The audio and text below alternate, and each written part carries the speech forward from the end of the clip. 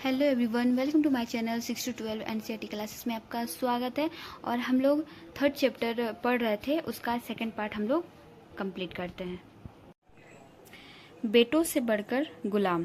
सुल्तानों को सलाह दी जाती थी, जिस गुलाम को हमने पाला पोसा और आगे बढ़ाया है उसकी हमें देखभाल करनी चाहिए, क्योंकि तकदीर अच्छी हो तभी पूरी जिंदगी कभी कभी ही योग्य और अनुभवी गुलाम मिलता है। बुद्धिमानों का कहना है कि योग्य और अनुभवी गुलाम बेटे से भी बढ़कर होता है, क्योंकि जो गुलाम होता है वो बेटे से बढ़कर होता है, यानी उसके सुख दुख और देख रेख सब अच्छी तरह से करता है, क्योंकि उसको पता रहता है कि ये मेरे मालिक हैं। और क्या आपको गुलाम को बेटे से बढ़कर मानने का कोई कारण समझ में आता है? ये बताया जा रहा है एनसीईआरटी कि गुलाम और बेटे में क्या अंतर है, उसके बारे में पढ़ना है। तो चलिए आगे हम लोग कंटिन्यू करते हैं। खलजी तथा तुगलक शासक बंदगा का इस्तेमाल करते रहे और साथ ही अपने पर आश्रित निम्न वर्ग के लोग को भी ऊंचे राजनीतिक पद पर बैठाते रहे। ऐसे लोग को सेनापति और सूबेदार जैसे पद दिए जाते थे, लेकिन इससे राजनीतिक अस्थिरता भी पैदा होने लगी। गुलाम और आश्रित अपने मालिकों और संरक्षकों के प्रति तो वफादार रहते थे, मगर उनके उत्तराधिकारियों के प्रति नहीं। नए सुल्तानों के अपने नौकर होते थे। फलस्वरूप किसी नए शासक के सिंहासन पर बैठते ही प्राय नए और पुराने सरदारों के बीच टकराहट शुरू हो जाती थी। सुल्तानों द्वारा निचले तबके के लोगों को संरक्षण दिए जाने के कारण उच्च वर्ग के कई लोगों को गहरा धक्का भी लगता था, और फारसी तवारीख के लेखकों ने निचले खानदान के लोगों को ऊंचे पदों पर बैठाने के लिए दिल्ली के सुल्तानों की आलोचना भी की है। और एवरीवन यहाँ पे सही बात है कि जो नीचे तबके के लोग थे वो ऊपर उठते थे और बहुत से पहले जितने भी सिंहासन पे बैठे हुए थे, जितने भी, और उनको नहीं अच्छा लगता था कि नीचे जो हम लोग के नीचे यानी दास जो बन के है वो हमसे ऊपर उठे। और ये आजकल भी, आप आजकल के युग में भी देखिएगा कि सेम यही चीज़ है, अपने से नीचे को कोई आगे नहीं बढ़ने देना चाहता है। और मतलब इसी कारण गरीब गरीब ही रहता है और अमीर अमीर ही होते चला जा रहा है। पहले वाले सुल्तानों की ही तरह खलजी और तुगलक शासकों ने भी सेना नायक को भिन्न भिन्न आकार के इलाकों के सूबेदार के रूप में नियुक्त किया। ये इलाके इक्ता कहलाते थे। जितने भी सूबेदार में नियुक्त किए जाते थे, जितने सेना नायक जिस जगह में रहते थे उस इलाके को इक्ता कहा जाता था एवरीवन थे। और इन्हें संभालने वाले अधिकारी इक्तदार यानी मुक्ति कहे जाते थे।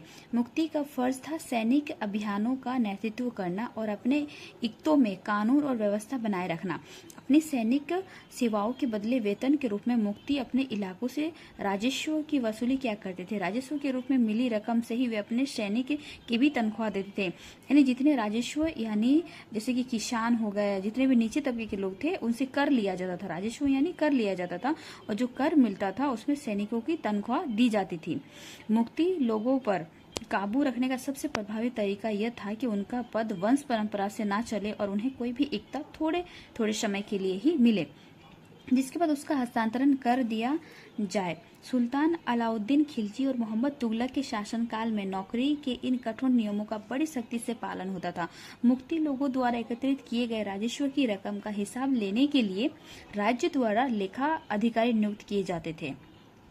ठीक है, अपने से ऊंचे अधिकारी को नियुक्त किए जाते थे। अपने जितने भी इलाके में उन लोग को, जैसे जितने भी ये सैनिक थे सेवा में, उनके लिए एक अधिकारी नियुक्त किए जाते थे, जैसे उनके देखरेख में काम आए।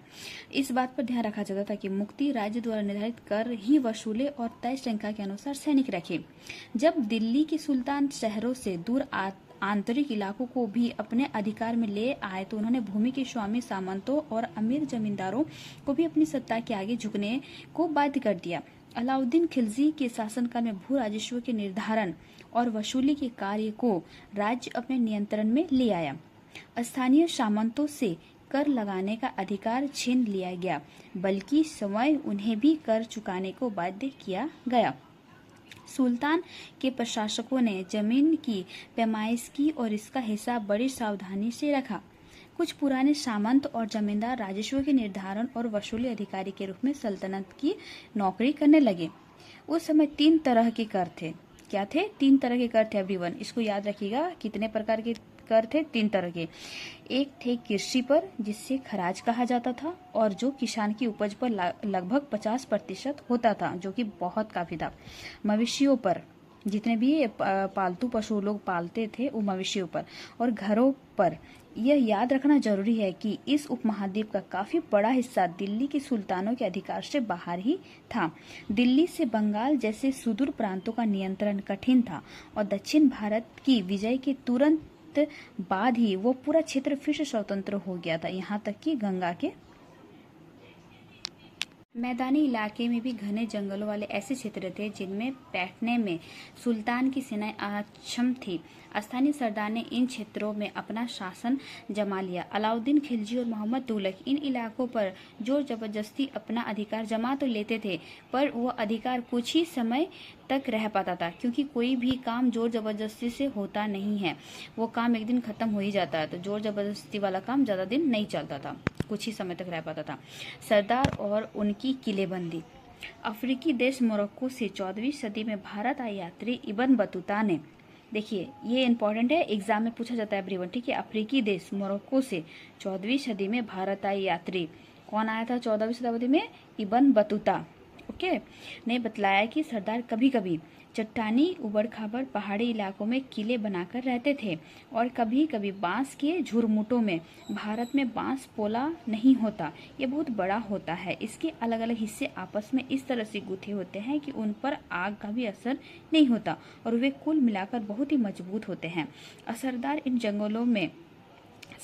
इन जंगलों में रहते हैं जो इनके लिए किले की प्राचीर का काम देते हैं। इस दीवार के घेरे में ही उनके मवेशी और फसल रहते हैं। अंदर ही पानी भी उपलब्ध रहता है, अर्थात वो एकत्रित बहुत वर्षा का जल, इसीलिए इन्हें प्रबल बलशाली सेनाओं के बिना हराया नहीं जा सकता। ये सेनाएं जंगल में घुसकर खासतौर से तैयार किए गए औजार से बांसों को काट डालती थी। और सरदारों की रक्षा व्यवस्था का वर्णन कीजिए। इसमें क्वेश्चन दिया गया है कि सरदारों की रक्षा व्यवस्था का वर्णन किया जाए एवरीवन।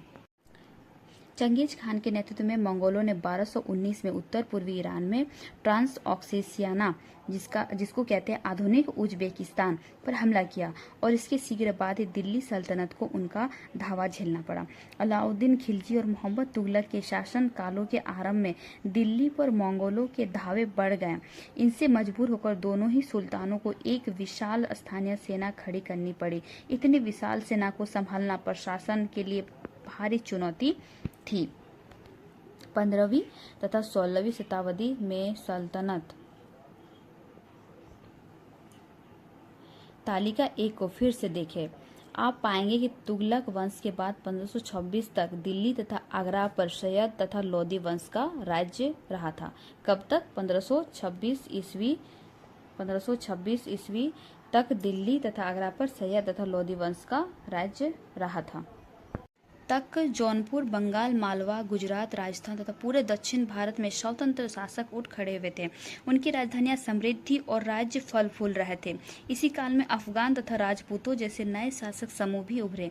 इस काल में स्थापित राज्यों में से कुछ छोटे तो थे पर शक्तिशाली थे और उनका शासन बहुत ही कुशल तथा सुव्यवस्थित तरीके से चल रहा था। शेरशाह सूरी 1540 और 1545 के बीच में थे। शेरशाह सूरी ने बिहार में अपने चाचा के एक छोटे से इलाके के प्रबंधक के रूप में काम शुरू किया था और आगे चलकर उसने इतनी उन्नति की कि मुगल सम्राट हुमायूं का काल था 1530 से 1540, फिर 1555 से 1556 तक को चुनौती दी और परास्त किया। शेरशाह ने दिल्ली पर अधिकार करके समय अपना राजवंश स्थापित किया था। सूरवंश ने केवल 15 वर्ष 1540 और 1555 शासन किया, लेकिन इसके प्रशासन ने अलाउद्दीन खिलजी वाले कई तरीकों को अपनाकर उन्हें और भी चुस्त बना दिया। महान सम्राट अकबर 1556 से 1605 ने जब मुगल साम्राज्य को समेकित किया तो उसने अपने प्रतिमान के रूप में शेरशाह की प्रशासन व्यवस्था को ही अपनाया था। एवरीवन, कुछ क्वेश्चंस यहाँ पे कुछ है और ये देख लीजिए और यहाँ पे आपका 3rd चैप्टर एवरीवन खत्म होता है, तो लाइक एंड सब्सक्राइब कर दीजिएगा। Okay everyone, thank you everyone, bye bye.